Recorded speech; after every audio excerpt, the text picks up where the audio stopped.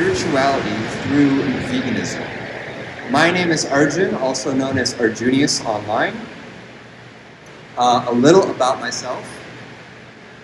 So I have been an animal rights activist for about 7 years. I've been a vegan for about 10 years. I'm a social media educator. That's what a lot of people know me as.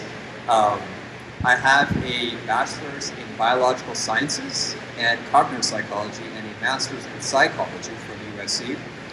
And I am the author of a book called Wisdom Through Psychology. So a lot of my work and a lot of my teaching and a lot of my content, as you can probably guess, has a lot of psychology involved in what I teach and practice.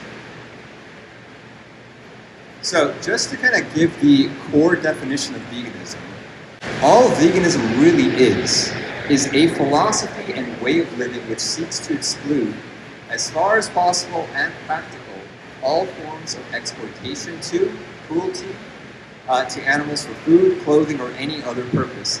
And by extension, it promotes the development and use of animal-free alternatives for the benefit of the animals, humans, and the environment. So, veganism is basically a statement. When there is an alternative, or when you want to promote an alternative, you reject all animal products that are composed in that food, in turn to promote a vegan alternative that's more cruelty-free. It's important to note that some people make the argument that eating an avocado might kill an insect because the pesticides used to grow an avocado killed an insect, and therefore avocados aren't vegan, therefore apples aren't vegan, therefore all the vegetables you're eating are not vegan. But again, the philosophy is just a way of living that seeks to exclude as far as possible and practical to your everyday life. So something just to keep in mind when there are discussions in your own internal circles about what veganism is and what it represents. Now, a lot of people think veganism is like this crazy liberal, ideology that just came out of nowhere and people are just crazy. Actually, I would argue veganism is actually a pretty conservative ideology because a lot of ancient civilizations, as you can see up there on the screen, have practiced the concept of abstaining away from animal products, including the ancient Indian civilization, the ancient Greek civilization, the ancient Jain civilization, Buddhist civilization, and even the Egyptian civilization. All of these cultures have practiced or promoted a philosophy of abstaining away from animal products. Now, obviously, they didn't call it vegan back then, right? Like the Greeks called it the Pythagorean diet. The Indians called it vegetarian, right? So they all had some form of veganism of their time, but they just had different names for it. But in today's modern age, veganism is basically the new vegetarianism because of the way our products are created, right? You might have makeup that might have some cruelty involved in it. You might be eating a cookie which doesn't look like there's any animal products in it, but they might sparkle a little milk powder in there, making it not vegan because now that milk powder is a product of the meat and dairy industry. So just something to keep in mind about how the history has evolved with veganism. All right, so I want to kind of bring this quote up to light by Nikola Tesla, none other than Nikola Tesla. He once said that if you want to find the secrets of the universe, think in terms of energy, frequency, and vibration, right? And that also includes food, right? Now, we talk about energy and vibrations with like crystals, right? We talk about energy and vibrations with all sorts of mysticism, with art, with how we communicate with one another, but I don't hear much people talk about the food vibration, right? And food has its own vibrations. Now, why am I bringing that to light? Because animal products actually contain hormones and chemicals that actually will inhibit your ability to be vibrantly healthy, right? And there's actual science about this. When an animal is killed, they go through a lot of stress, right? They have a lot of cortisol that gets produced in their blood. Consume the animal product, whether it be the meat, whether it be their milk products, whether it be eggs, that also gets transferred to your body. So, in fact, it's actually converting to you, whatever that low vibrational state that animal was in. Right? So it will heighten your sense of fear, your worry, and it's because the animals, like I said, they go through fear, anxiety, and stress they experience a lot of acute stress when they're in these limited spaces, caged up, when they're going through long hours of standing, long hours of loading onto these slaughterhouse trucks and unloading out of these slaughterhouse trucks. So when they're confined in these pens and sent to slaughter, a lot of these animals are producing a lot of adrenaline, a lot of cortisol, and right when they're killed, all of those hormones and chemicals are put into their bloodstream, and you're consuming that into your body, right? And not just the hormones, but then you think about how meat is broken down in your body. When meat is consumed and you actually break it down, there's toxins that get released from the meat. And those toxins are going to interfere with your neurotransmitter. Thereby, it's going to inhibit your cognitive function. It's going to destabilize your neurotransmitters, which basically translates to having a low vibration. You're going to have more stress, you're going to have more anxiety, and you can have a lot more, perhaps, fears come out of it. Now, obviously, it's not just like, oh, you ate one little chicken nugget and boom, you're stressed out. It doesn't work like that. It happens through countless years of consuming meat. But it still goes to show that you are what you eat, in fact, right? Now, the good news is if you're eating plants, well, plants are actually healthy, in fact. Now, for a long time, we've thought that plants were not very healthy because they're missing nutrients. But it turns out if you have a fully plant-based diet, a fully whole foods plant-based diet, you actually are going to thrive. And there's a great documentary called The Game Changers that explains how professional athletes actually enhance their performance by having a fully whole foods plant-based diet, right? Now, this is because plants are high in antioxidants and high in phytochemicals. And what this translates to is basically that they have the ability to repair damage and decrease the inflammation in your brain cells, in your very neural circuitry. It's going to repair it, and it's going to help balance your neurotransmitters, which basically translates to it's going to balance your emotions, balance your cognitive functions. So this, in turn, is basically enhancing your vibrations, right? And again, this is about whole foods, plant-based foods, right? You could also be junk food vegan, but I just do want to point out that a fully plant-based diet, the natural plant foods, can actually enhance your health. This is something very interesting. I remember learning this, not actually in college, but in elementary school, in one of my science classes. But there's this thing called the energy pyramid, right? The energy pyramid basically talks about how much energy, which initially starts from the sun, is retained and stored in the form of new biomass at each trophic level of this pyramid. So let's break this down real quick. The sun hits the plants, right? The plants photosynthesize the sun energy and turn it into food for the primary consumers, or in other words, the herbivores. But when the herbivores, right, the primary consumers, consume the energy from the producers, they only absorb 10% of that energy. That sunlight energy, only 10% is being transferred to them. And then when the secondary consumers, which is like the omnivores and carnivores that consume the primary consumers, the herbivores, they get a 10% of that energy. So if the plants had 100% energy, the herbivores, the primary consumers, only got 10% of that energy. And then the secondary consumers only got 1% of that energy. So a lot of energy is being lost as you go throughout these trophic levels. So the point here to realize is if you're getting your food directly from the producers, you're getting the most pure form of sunlight energy, of sunlight frequency into your body, versus trying to depend on an animal's body and filtering the energy from the animal, and you're getting a huge loss of that biomass energy trophic level.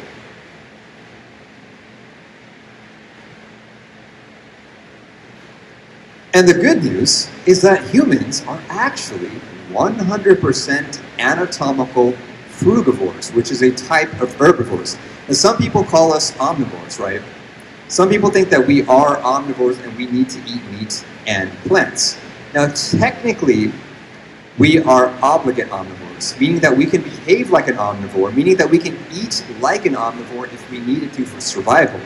But we must also acknowledge that we can also eat like a cannibal, like Jeffrey Dahmer, if we needed to for survival. So we can eat each other if we really needed to survive. But our natural anatomy is a frugivore. And you can see from the screen right there, some people think that, oh, we have canine teeth. That's the canine teeth of a carnivore and an omnivore. And that's the canine teeth of a frugivore. So you can do the math on which one you resemble more. Now, again, we could behave like omnivores, so you can call yourself an omnivore just like you can call yourself a detritivore, just like you can call yourself a cannibal. You can call yourself whatever you want to call yourself. But our actual anatomy, our actual physiology resembles that of a frugivore, which is why we can eat a fully raw vegan diet and be completely fine. But if you eat a completely raw meat diet, a completely carnivore diet, you're not going to survive very long, especially if you're not cooking the food, because real carnivores and omnivores do not cook their food. They eat the animal head to toe, bone to fur, completely raw without any tools. So that's just something to keep in mind about just like the science and nature of how the human body works. We actually resemble a frugivore more than any other type of animal. But why do we eat animals? Where did this practice start? Well, first of all, it's from comfort and conformity, right? We see other people around us eating animals, so we think, okay, well, I guess we can eat it. And if I'm the one person that's a vegan, and if I'm the one person that's a vegetarian and not consuming meat, I'm going to seem like an outlier. So a lot of it has to do with your self-image, because now you have to explain yourself why you're not eating it. You have to go through this whole rabbit hole explaining why you don't want to consume meat. So that's number one, the reason that humans eat meat. Second reason is the misinformation and marketing. As we were talking about prior to this slide, a lot of humans are under the impression that we are omnivores. So they think because we're omnivores, we have to eat meat. Or because meat has protein, therefore we must eat meat. But it's completely false, right? So a lot of it is misinformation that's been propagated by the meat and dairy industries, of course, telling us that we need to consume meat.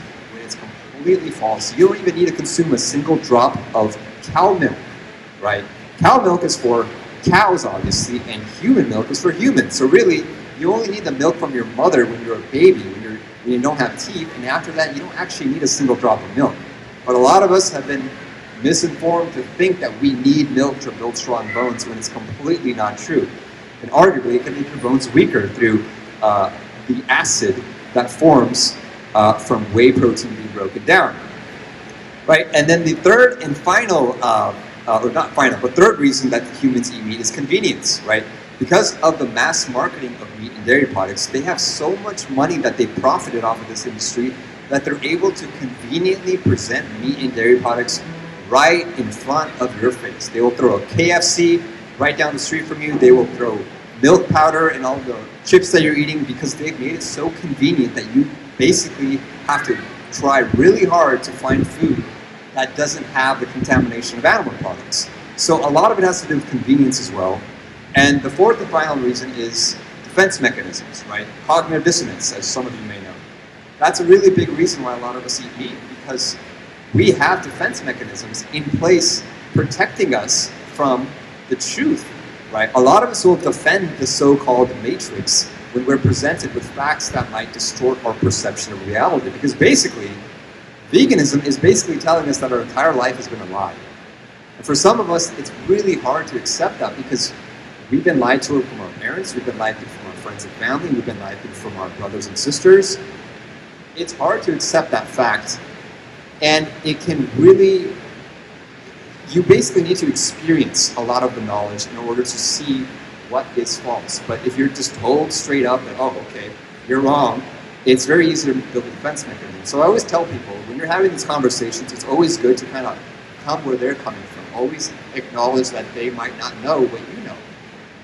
So that's just something to keep in mind when you do have these discussions and conversations. Now, one thing I want to note, since this is a very spiritual community here, almost every single spiritual culture, religion, tradition has said this golden rule. And what is the golden rule? Treat others the way you used to be treated. The Buddhists have said, hurt not others with that which pains yourself. Christianity, they said, do unto others as you would have them do unto you. Hinduism, treat others as you would yourself be treated. Islam, do unto all men as you would wish to have done unto you. Judaism, what you yourself hate, do not do to no man. Native Americans, live in harmony, for we are all related. Sacred Earth, do as you will, as long as you harm no one. So literally all these cultures have independently come to this realization. Yet I find it very interesting that even though this concept of togetherness, that we are all this one big organism, we tend to see that with each other, with other humans, but we hardly ever acknowledge that other sentient life is also part of us, is also worthy of us treating with respect. Now, I'll make a point right here as a caveat. I'm not saying that if you're on a hike and a bear attacks you, just say, oh, I'm vegan, I can't do anything, I gotta respect the bear. No, respect is about respecting those who respect you and done no harm to you. If there's an actual predator out there in front of your face trying to kill you, then yeah, this is a survival situation where you might have to actually defend yourself. But this concept is simply about treating others the way you wish to be treated, because it's how you civilize yourself with the strangers and earthlings around you, right? So a lot of humans haven't even met an animal to connect with the animal until the animal's on their plate.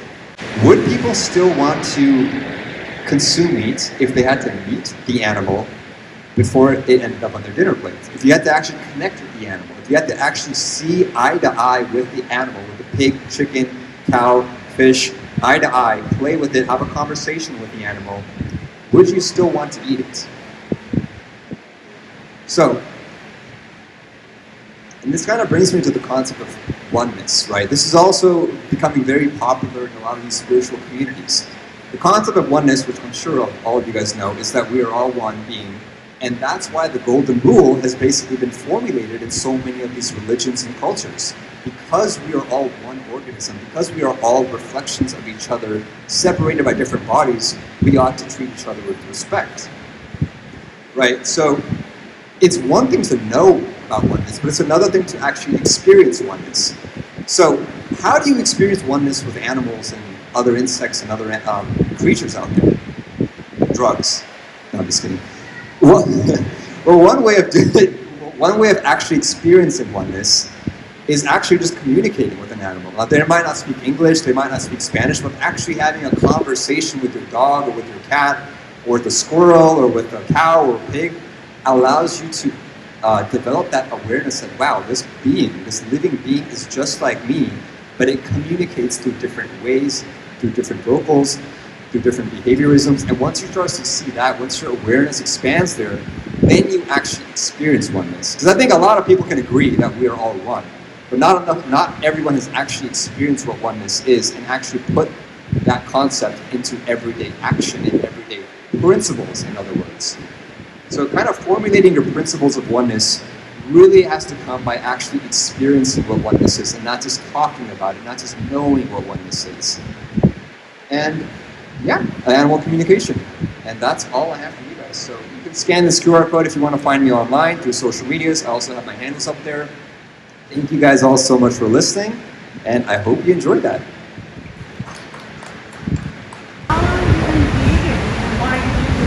How long have I been vegan? I think it's been about 10 years now. Yeah, I'm almost 11.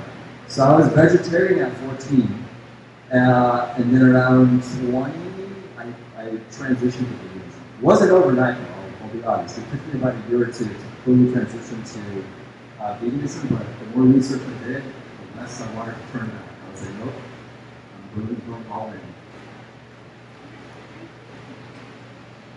Any other questions? Yes. I know you said you wrote a book.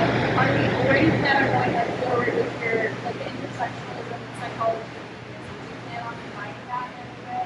Good question. It's funny because I talk a lot about animal rights and veganism, but I have a book on psychology. But I stuck in a lot of veganism innuendos in there because I believe a lot of becoming a vegan comes from your principles and shaping your mind and realizing your cognitive dissonance.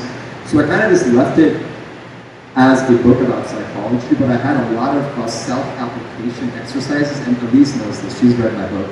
I had a lot of self-application exercises in the book that kind of leads you to thinking about animals, about veganism, about how you treat yourself, how you treat others around you, including, the little earthlings around you. So there's a lot of allusions to veganism in the book, but it's not market it as like a fully vegan book. So it's more so about marketing to people that are interested in psychology and kind of just sneaking veganism in there here and there. But to answer your question about writing a vegan book, it has been on my agenda for a while. I just haven't gotten around to it because there's just so much going on. But currently, I'm actually working on a course on how to basically transition to veganism.